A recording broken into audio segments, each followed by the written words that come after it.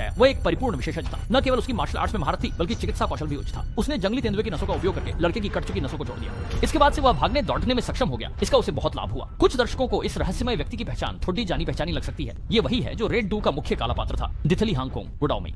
बुडाओमेई के कड़े प्रशिक्षण में लड़का तेजी से आगे बढ़ा। उसने न केवल विभिन्न लड़ाई के कौशल सीखे, बल्कि गन फाइटिंग कला, हल्की फुर्ती भी सीखी। दसियों वर्षों तक बिना विचलित हुए उसने कठिन परिश्रम किया, जिससे लड़का इस दुनिया में एक दुर्लभ योद्धा बन गया।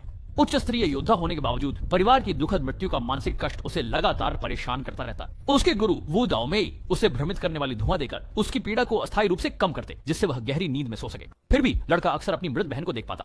उस दिन फिर से बनमा कबीले का उत्सव दिवस आया। बनमा सैनिक हमेशा की तरह बाजार में संदिग्ध लोगों की तलाश में थे। चाहे आपने सच में कोई विद्रोही कार्रवाई की हो या नहीं, बस पड़ोसी की शिकायत पर सबको पकड़ लेते हैं। गलत पकड़ लें लेकिन छोड़े नहीं। इस बार के नेता हैं बनमा कबीले के दामाद, बनमा छोटी बहन के पति, जो बस थोड़े सुंदर और गोरे हैं, लेकिन असल में कोई योग्यता नहीं रखते। इन्हें दूसरा छोटा बैल अंकल कहा जाता है। एक आंटी उनके उपनाम पर तिरस्कार से बोली, थू, तुम्हारी तुलना किसने छोटे बैल अंकल से की? तुम तो बैल अंकल की एक बाल से भी मेल नहीं खाते।